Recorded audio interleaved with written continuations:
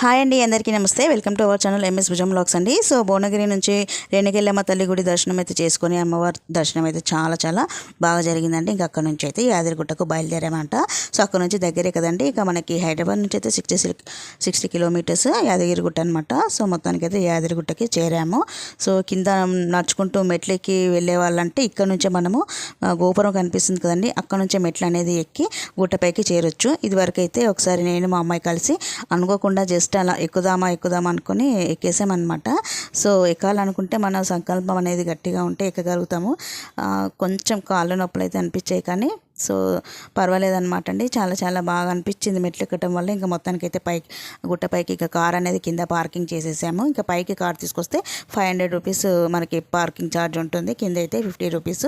ఇంకా అలాగే అక్కడ కింద మనకి ఫ్రీ బస్సులు కూడా కేసీఆర్ గారు ఏర్పాటు చేశారు కదండి, అందులో అయినా రావచ్చు. లేదంటే మనకి తొందరగా దర్శనం కావాలి వెళ్ళాలి అనుకుంటే తొందరగా ఆటో అయినా సరే ఎక్కేసి రావచ్చు. ఇంకా ఒకరికైనా నలుగురికైనా ఆటో వాళ్ళు అయితే మినిమం 100 రూపీస్ ఛార్జ్ చేస్తున్నారు అనమాట. మేమైతే పైకి ఆటోలో వచ్చేసాము. ఇంకా సో ఇక గుడి అయితే కాస్త ప్రశాంతంగానే ఉందన్నమాట. ఎక్కువగా భక్తులతో అయితే రద్దీగా ఏమీ లేదనమాట. ఇంకా ఎండాకాలం కదండి, పిల్లలు పెద్దలు పెద్ద వయసు వాళ్ళు అందరు ఇబ్బంది పడతారని చెప్పేసి అయితే రేకుల షెడ్ అనేది గుడి కమిటీ వాళ్ళు నిర్మించినట్టున్నారు అనమాట.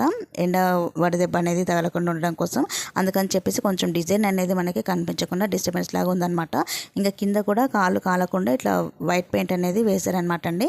దర్శనం అయితే చాలా బాగా జరిగింది. ఎక్కువ క్యూ లేదు కాబట్టి దొబ్బడం అనేది ఏం లేదన్నమాట. కాస్త ప్రశాంతంగా 2 నిమిషాలు అలా నిల్చొని అయితే దర్శనం చేసుకున్నాం అనమాట. ఇంకా దర్శనం అయిపోయిన తర్వాత బయటకు వచ్చాక ఇక మనం శివాలయాన్ని కంపల్సరీగా దర్శించుకోవాలన్నమాట అండి. శివాలయానికి వెళ్ళే దారిలోనే మనకి ఇక్కడ ప్రసాదం కౌంటర్లు అనేది ఉంటాయన్నమాట. ఇక్కడ ప్రసాదం తీసుకొని ఇక బాబు తీసుకురావడానికి వెళ్ళాడనమాట. మేమైతే ఇక్కడ వెయిటింగ్ చేస్తున్నాము. ఇక ప్రసాదం తినేసి కాస్త శివాలయాన్ని దర్శించుకొని ఇక రిటర్న్ బయలుదేరాలండి. అంతేనండి, దర్శనం అయితే చాలా బాగా జరిగింది. అలాగే ఈ వీడియో చూసిన వాళ్ళు, నా ఛానల్ సబ్స్క్రైబ్ చేసుకున్న వాళ్ళందరికీ కూడా మంచి జరగాలని మనస్ఫూర్తిగా లక్ష్మీ నరసింహస్వామిని అయితే కోరుకున్నానండి. ఇదైతే వీడియో కోసం చెప్తున్న మాట అనేది కాదు, అందరూ బాగుండాలి, అందులో మనం ఉండాలని కంపల్సరీగా ఎప్పుడూ ఇలాగే కోరుకుంటూ ఉంటానండి. ఇక మనకి తెలిసి కానీ తెలియక కానీ అనుకోకుండా కానీ అనుకోని కానీ లక్ష్మీ నరసింహస్వామి దర్శనం చేసుకోవటం వల్ల మనకు కలిగే ఉపయోగాలు అన్నీ ఇన్ని కాదండి. మనకు ఐశ్వర్యం ప్రాప్తించాలంటే కూడా లక్ష్మీ నరసింహస్వామిని దర్శించటం వల్ల ఐశ్వర్యం ప్రాప్తిస్తుంది. అలాగే అపమృత్యు దోషాలు ఏవైనా ఉన్నా కూడా తొలగిపోతాయి.